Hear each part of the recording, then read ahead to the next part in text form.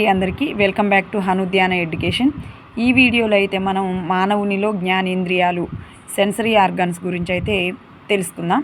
So మొదటగా మనకైతే జ్ఞానేంద్రియాలు మొత్తం 5 అని మనకు తెలుసు.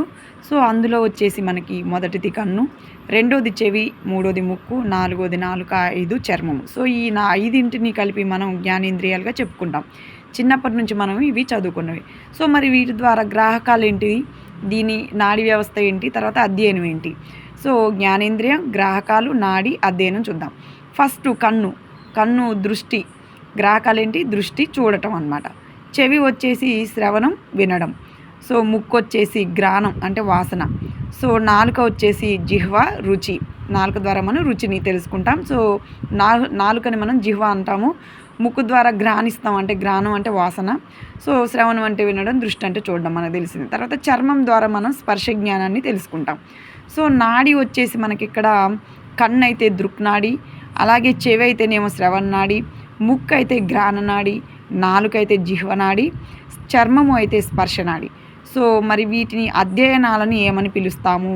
సో కన్ను గురించి అయితే మనం ఆప్థమాలజీ, అలాగే చెవి గురించి అయితేనేమో ఓటాలజీ, అలాగే ముక్కు గురించి అయితేనేమో రైనాలజీ, నాలుక గురించి అయితే లారింజాలజీ, సో స్కిన్ గురించి, చర్మం గురించి అయితే డెర్మటాలజీ. ఇందులో మనకి కన్ను గురించి చాలా వరకు వినే ఉంటాము. డెర్మటాలజీ గురించి కూడా చాలా వరకు తెలిసే ఉంటుందండి. మధ్యలో ఉన్న ఈ మూడిటి గురించే మనము ఎక్కువగా గుర్తుపెట్టుకోవాల్సి ఉంటుంది. సో చెవి గురించి ఓటాలజీ, చెవి గురించి మనం ఎప్పుడు అధ్యయనం చేసే శాస్త్రాన్ని ఏమంటాము అని అంటే ఓటాలజీ. అలాగే ముక్కు గురించి ఏమంటాము అని అంటే, లేదా గ్రాణానికి సంబంధించినటువంటి అధ్యయనాన్ని ఏమంటామని కూడా అడగవచ్చు. దీన్ని రైనాలజీ అంటారు. సో దాని తర్వాత వచ్చేసి లారింజాలజీ, నాలుకకి అంటే జిహ్వకు సంబంధించినటువంటి శాస్త్రాన్ని లేదా అధ్యయనాన్ని ఏమంటాము అని అంటే లారింజాలజీ. సో నాలుకైతే సరిగా తిరగడం లేదు. ఆప్థమాలజీ కన్నుకు సంబంధించింది, చెవికి సంబంధించింది ఓటాలజీ, అలాగే ముక్కుకు సంబంధించింది రైనాలజీ, నాలుకకు సంబంధించింది లారింజాలజీ, స్కిన్కి సంబంధించింది డెర్మటాలజీ. సో ఈ 5 అయితే గుర్తుపెట్టుకుందాం. తర్వాత ఫస్ట్గా మనము జ్ఞానేంద్రియాల్లో మొదటిదైనటువంటి కన్ను గురించి నేర్చుకుందాం. సో కణ నిర్మాణం ఎలా ఉంటుంది? కన్నులు నేత్ర గర్తాలలో అమరి ఉంటాయి. కన్నులు అనేది నేత్రం యొక్క గర్తాలలో అమరి ఉంటాయి. సో కన్ను గ్రుడ్డులో కేవలం 1/6 వంతు మాత్రమే బయటకి మనకి కనిపిస్తూ ఉంటుందన్నమాట. ఈ కనుగుడ్డ ఏదైతే ఉందో ఈ రౌండ్ది, ఇందులో మనకి 1/6 వంతు మాత్రమే బయటకు కనిపిస్తూ ఉంటుంది. సో ఈ కన్నుగుడ్డిని కనుక మనం బయటకి ఇట్లా అంటే దీని యొక్క మొత్తం ఫిగర్ని కనుక చూసుకున్నట్టయితే ఏమేమి ఉన్నాయి ఇందులో భాగాలు ఒకసారి చూసుకుందాం. ఈ పైన భాగాన్ని కనుగుడ్డు యొక్క బయటికి తీస్తే ఇలా బయట ఈ పైన ఏదైతే కనిపిస్తుందో దాన్ని దృఢస్తరము దాన్ని చెప్పుకుంటారు. దాని తర్వాత శుక్లపటలం ఉంటుంది. ఈ వైట్గా పొర ఏదైతే ఉందో దీన్ని శుక్లపటలం అంటాం. దాని కింది పొరని, శుక్లపటలం తర్వాత కింద ఉన్నదాన్ని తారక అంటారు. సో వైట్గా ఏదైతే ఉందో మనకి దీన్ని వచ్చేసి కటకమని, అలాగే ఈ వైట్ దాని తర్వాత ఉన్న పొరను వచ్చేసి కనుపాప అని, తర్వాత ఇక్కడ మనకి బ్లూ కలర్లో కనిపిస్తుంది చూడండి, ఇది వచ్చేసి రక్తపటలము. సో ఇక్కడ ఎల్లో కలర్లో కనిపించేటటువంటి దాన్ని పచ్చ చుక్క అని, దీని తర్వాత ఇక్కడ రక్తనాళాలు అన్నీ కనిపిస్తున్నాయి చూడండి. సో దీన్ని వచ్చేసి నేత్రపటలము. తర్వాత మనం దృక్నాడి గురించి ఇందాకనే చెప్పుకున్నాం కదా, సో కన్నుకు సంబంధించింది. సో ఈ మెరూన్ కలర్ దాన్ని దృక్నాడిగా మనము చెప్పుకోవచ్చు. ఒక్కొక్కసారి ఏంటంటే మనం ఇది కరెక్ట్గా గుర్తు రాకపోయినా ఈ పటం కనుక గుర్తొస్తే ఈ భాగాలకు సంబంధించింది ఏదైనా క్వశ్చన్స్ అడిగినా కానీ మనం ఆన్సర్ చేసేటటువంటి వీలు ఉంటుంది. సో ఇది మన కన్ను బాహ్య నిర్మాణం, కన్ను యొక్క అంతర్నిర్మాణం అన్నమాట. దీని తర్వాత కనుగుడ్లు కదల్చడానికి తోడ్పడే కండరాల సంఖ్య ఎంత అంటే 6. మనం రోజు కనుగుడ్లు అనేది కదల్చకుండా దేన్ని చూడలేం కదా. సో కనుగుడ్లు కదల్చడానికి తోడ్పడే కండరాల సంఖ్య ఎంత అని అంటే 6. అలాగే కనురెప్పలు లేని జంతువులు, గుర్తుపెట్టుకోండి ఇంపార్టెంట్. కనురెప్పలు లేని జంతువులు ఏమైనా ఉన్నాయి అంటే పాములు, చేపలు.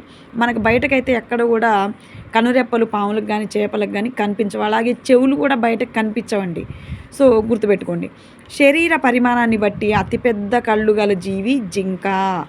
శరీర పరిమాణాన్ని బట్టి అతిపెద్ద కళ్ళు గల జీవి ఏంటి, జింకకి పెద్ద కళ్ళు ఉంటాయి. సో కంటిలోని అవశేష అవయవాలు నిమేషక పటలము.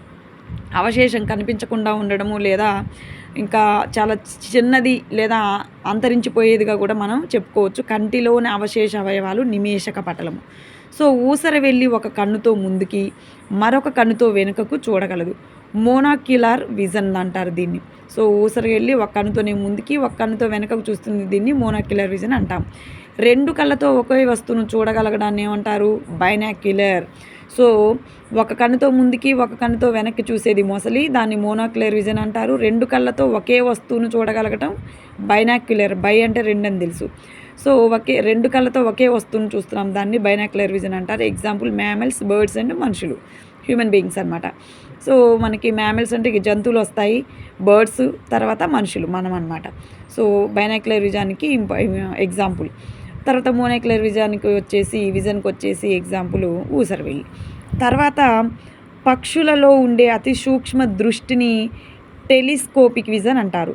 పక్షులలో అతి సూక్ష్మ దృష్టి ఉంటుంది. ఎలా అంటే ఎగ్జాంపుల్ మనము పైన పక్షులు ఏది రాబందులు కానీ, అంటే వల్చర్ తెలుసు కదా, రాబందులు, తర్వాత ఇంకేముంటాయండి, డేగలు, అవన్నీ కూడా పైన ఎక్కడో చాలా ఎత్తులో తిరుగుతూ ఉంటాయి.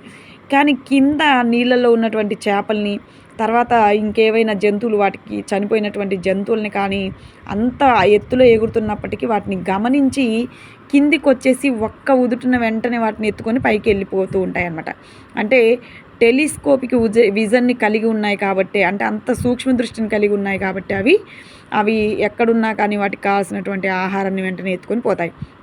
ఎగిరేటప్పుడు భూమిపైన ఉండే అతి చిన్న నిర్మాణాలను స్పష్టంగా చూడగలుగుతాయి.